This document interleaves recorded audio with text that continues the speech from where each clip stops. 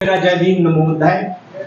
आज के इस समाज परिवर्तन सेमिनार डिस्कशन परिचर्चा पर मंच में बैठे सभी को मेरा सम्मानित प्रणाम। और सुबह से बहुत सारी बातें आप लोगों के बीच में हुई हैं, बहुत हर तरीके के पहलुओं पर आप लोगों को चर्चाएं, आप लोगों को बीच में विचार विमर्श किया गया है। मैं भी कुछ चिंतन मनन के रूप में आपके सामने बात करता हूं। आखिर हम इतने पीछे क्यों रह गए? हम आगे क्यों नहीं बढ़ पा रहे? इस भारत में बहुतायत के लोग होते हुए भी हम मांगने वाले बने हुए हैं। आखिर ये समस्या क्या है? क्या सही और क्या गलत है, ये कैसे पता चले? तो इसी के चिंतन मनन को करते हुए लोग कहते हैं इनका आंख ये खा गए। कितनी बड़ी विडंबना। तो इसी चिंतन मनन के रूप में मैं कुछ बात रखने की कोशिश करता हूं। बेसिकली क्या है कि कोई भी इंसान, कोई भी व्यक्ति, कोई भी मानव वही करता है जो सोच रहा है। इस कार्यक्रम के आयोजन में कुछ खास लोगों ने सोचा होगा कि हम ये कार्यक्रम करना चाहते हैं, कार्यक्रम संपन्न हो गया। अगर ये नहीं सोचते तो कार्यक्रम नहीं होता। मुझे भी अगर इसकी खबर ना होती तो मैं भी आपके बीच में ना होता। तो कहने का मतलब है कि व्यक्ति जो सोचता है वही करता है। जैसा सोचता है वैसा ही करता है, इसके अलावा कुछ नहीं करता। तो व्यक्ति जैसा सोचता है वैसा ही करता है, वैसा ही व्यवहार करता है, वैसा ही उसका आचरण होता है जैसा वो सोचता है। तो जो सोच है वही उसका जीवन है। हमारा ये बहुजन समाज आखिर धक्के खा खा के क्यों चल रहा है? आखिर रास्ता क्यों नहीं खोज पा रहा? आगे क्यों नहीं निकल पा रहा? तो कहीं ना कहीं ऐसा लगता है कि हमारी वर्किंग साफ सुथरी नहीं है। वर्किंग साफ सुथरी ना होने का मतलब मैं कहने की कोशिश करता हूं कि कहीं ना कहीं हमारा सोच उस लेवल का नहीं है। अगर हम अच्छा सोचेंगे तो अच्छा करेंगे, खराब सोचेंगे तो खराब करेंगे। अच्छा सोचेंगे तो अच्छे दोस्त बनेंगे, खराब सोचेंगे तो खराब दोस्त बनेंगे, कुछ और नहीं है। तो व्यक्ति का जो सोच है वही उसका जीवन है, वही उसकी पर्सनालिटी है, वही उसका व्यवहार है और वैसी ही उसकी आदतें हैं जैसा उसका सोच है। अब प्रश्न उठता है कि हम अपनी जिंदगी को साफ सुथरा बेहतरीन बनाना चाहते हैं इस भारत में, तो हमें अपने सोच पे काम करना होगा। अब इस सोच को कैसे बेहतरीन किया जाए? होता क्या है कि व्यक्ति वही सोचता है जो यहां भरा है, जो जानता है, जितना पढ़ा लिखा है, जितना एक्सपोजर है। जो भी एक्सपोजर है उस एक्सपोजर के हिसाब से, उस जानकारी के हिसाब से, उस शिक्षा के हिसाब से ही वो सोचता है और जैसा सोचता है वैसा ही करता है। अब एक समस्या यह आ गई कि सोच को बेहतरीन करने के लिए उसे अपने कंटेंट को मजबूत करना होगा। कंटेंट को मजबूत करना होगा। तो अब ये कंटेंट को मजबूत कैसे किया जाए जिससे उसका सोच अच्छा हो जाए? सोच अच्छा हो जाए तो उसकी पर्सनालिटी अच्छी हो जाए, उसका व्यवहार अच्छा हो जाए। तो कंटेंट को मजबूत करने का मतलब है उसे सही और गलत का अंदाजा हो जाना चाहिए, उसे परीक्षण करना आना चाहिए क्या सही और क्या गलत है। अगर सही और गलत का पता चल गया तो उसके कंटेंट साफ सुथरे आएंगे, बेहतरीन कंटेंट आएंगे और बेहतरीन कंटेंट होंगे तो बेहतरीन सोच होगा और बेहतरीन सोच होगा तो बेहतरीन पर्सनालिटी होगी। जीवन में धक्के नहीं खाएगा, प्रोग्रेसिव तरीके से आगे बढ़ता जाएगा। तो अब ये कंटेंट को मजबूत करने के लिए मैं तथागत बुद्ध की तरफ थोड़ा सा आगे कदम रखने की कोशिश करता हूं। तथागत बुद्ध ने कहा था कि दुनिया की सारी चीज परिवर्तनशील, कोई चीज स्थायी नहीं है, कुछ भी नहीं है। कल हम बच्चे थे, कोरे कागज से कुछ नहीं आता था, मां ने सिखाया। बड़े हुए, एडोलेसेंट हुए, यंग हुए, एडल्ट हुए, कुछ दिन बाद बुढ़े हो जाएंगे और मर जाएंगे। तो कहने का मतलब जीवन परिवर्तनशील है, दुनिया की सारी परिवर्तनशील है। अगर, और यह भी है, प्रत्येक परिवर्तन के पीछे कोई न कोई कारण है। बिना कारण के कोई परिवर्तन, कोई हलचल बिना कारण के नहीं होती। बस इसी को तो समझना है कि प्रत्येक परिवर्तन के पीछे क्या कारण है, कारण के हिसाब से उस चीज को समझ लेना ही सही समझदारी है। यही है, यही परफेक्शन है। कारण के हिसाब से किसी भी चीज को समझना का मतलब है तार्किक एटीट्यूड। तर्क लगा के चीज को समझना, और तर्क लगा के चीज को समझने की प्रक्रिया को हम साइंटिफिक टेम्परामेंट कहते हैं। यही तो साइंस है। तथागत बुद्ध का पूरा दर्शन, अपने महापुरुषों का पूरा दर्शन, इस भारत के मूल निवासी समाज के पुरखों का पूरा दर्शन इस तर्क पर ही आधारित है। परिवर्तन को उसके कारण के हिसाब से समझना। अगर हमने अपने जीवन में दिनचर्या को परिवर्तन के हिसाब से उसके कारणों को देखने की प्रक्रिया विकसित कर ली, अभ्यास कर लिया, प्रैक्टिस मेक परफेक्ट। अगर अभ्यास करेंगे तो निश्चित रूप से आगे बढ़ेंगे, अन्यथा बढ़ेंगे नहीं। तो अगर हमने कारण के हिसाब से चीज को समझना शुरू कर दिया, हम समझ गए, इसी को कहते हैं राइट अंडरस्टैंडिंग, सही समझदारी।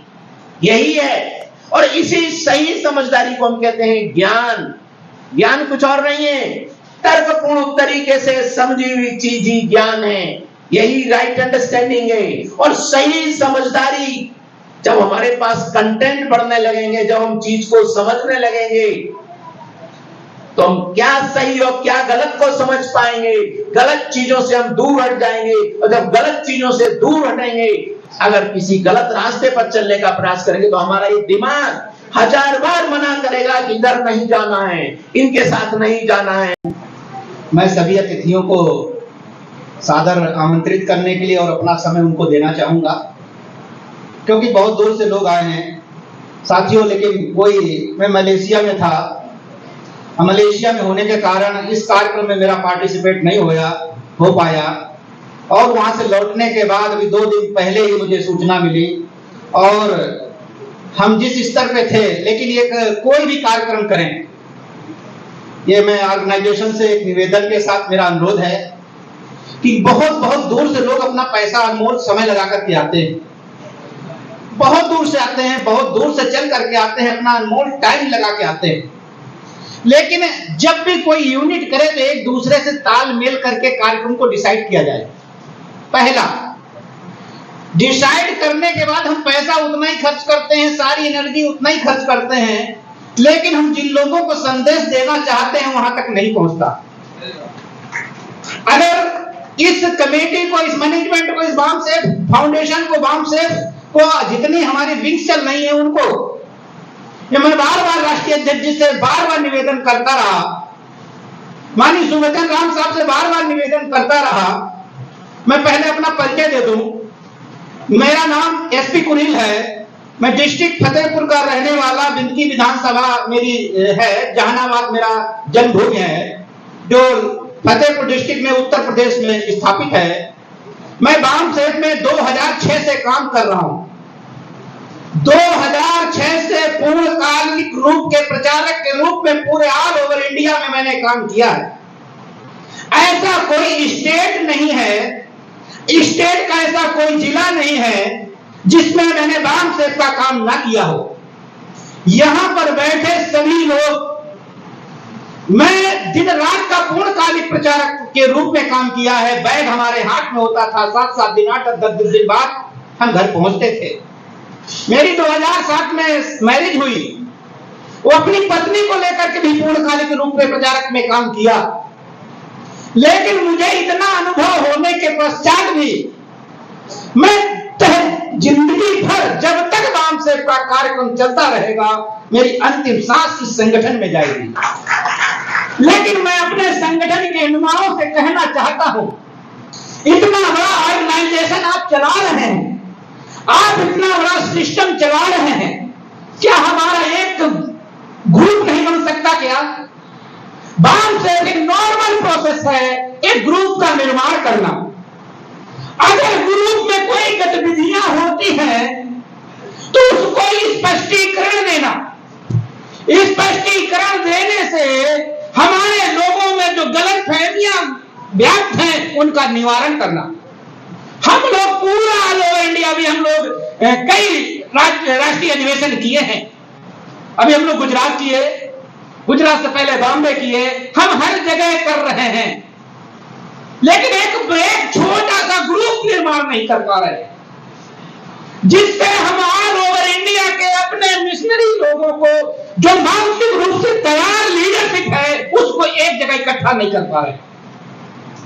बात बुरी जरूर है लेकिन सच लगेगी, इसलिए मैंने राष्ट्रीय अध्यक्ष को भी मैंने कई बार फोन से व्यक्तिगत कहा कि आप लोग क्या कर रहे हैं हमें नहीं पता चल रहा, संगठन क्या कर रहा है हमें नहीं पता चल रहा। लेकिन साथियों, जब ये व्यवस्था हमारे ऊपर से नहीं हुई तो 15 मार्च माननीय कांशीराम साहब के जन्म दिवस के अवसर पर मैंने 15 मार्च 2017 को मैंने अपनी कंपनी का निर्माण किया और उस कंपनी में मैंने अपने मूल निवासी समाज के उद्योगपतियों को, उद्योग धंधे वालों को मैंने वहां पर इन्वॉल्व किया और उसका एक नारा दिया, चलो आर्थिक आंदोलन की ओर। नारा दिया, मैं कहने वाला, ये कॉन्फ्रेंस करने वाला व्यक्ति नहीं हूं, मैं ग्राउंड में काम करने वाला व्यक्ति हूं। उसका जब 15 मार्च 2017 को मैंने उस कंपनी का निर्माण किया, निर्माण करने के बाद मुझे ऐसा लगा कि शिक्षा का मतलब नौकरी पाना होगा, शिक्षा का मतलब नौकरी पाना होगा तो समाज में नौकर पैदा होंगे, मालिक कभी नहीं पैदा होंगे। शिक्षा का मतलब अगर नौकरी पाना होगा तो समाज में नौकर पैदा होंगे, मालिक नहीं पैदा होंगे। तुम्हारी जिम्मेदारी है, तुम मालिक पैदा करो, तुम मालिक पैदा करो। हमने 15 मार्च से कम आज से लेकर के हमने कई करोड़ की कंपनी स्थापित कर दी। कंपनी में हम अपने लोगों को लाना चाहा, लेकिन हमारे लोग लेबर माइंडेड हैं, नौकर माइंडेड हैं, बिजनेस माइंडेड नहीं है। पहला कॉन्सेप्ट, बात कड़वी जरूर है लेकिन आपको फायदा करेगी। कहते दवा कड़वी होती है लेकिन फायदा करती है, गन्ना मीठा होता है लेकिन कोहरू में पेरा जाता है। इस बात को ध्यान रखना। मैं अपने लोगों से कहता हूं केवल एक बच्चा हमको दे दो, यह सवादार है। रहने की जिम्मेदारी, खाने की जिम्मेदारी, कोट पैंट में रखने की जिम्मेदारी सब मेरी है। और अपनी आकलन कर लेना, 5 साल के लिए बच्चा हमको दे दो और आईएएस के बराबर उसका पेमेंट बन जाए तो मुझसे बता देना। मैं आईएएस की बात कर रहा हूं। 15 मार्च 2017 से मैंने अब तक 350 लोगों को ज्यादा विदेश की यात्राएं कराई। अब तक मैंने 11 करोड़पतियों का निर्माण किया जो 1.25 करोड़ की गाड़ियों से ऊपर चल रहे, 90 4 व्हीलर गाड़ियां दी जिसमें 8 लाख से नीचे की कोई गाड़ी का वैल्यू नहीं है, 50 लाख है, 55 लाख है। मैं रोजगार दे रहा हूं, अपने समाज को शासक बनाना चाहता हूं, मालिक बनाना चाहता हूं। नौकर और मालिक में अंतर समझना होगा। हमने जब मैं नौकरी में था, मैं नौकरी में होने के बाद मैंने संघर्ष किया, यहां आ गया, सर्विस किया, बच्चे को पैदा किया और बच्चे करने के बाद फिर मेरा बीआरएस हुआ, सीआरएस भी हो गया। मानी कुछ उत्तर प्रदेश की गवर्नमेंट के माध्यम से अच्छा हुआ, बीआरएस हुआ अच्छा हुआ, सीआरएस हुआ बहुत अच्छा हुआ। अगर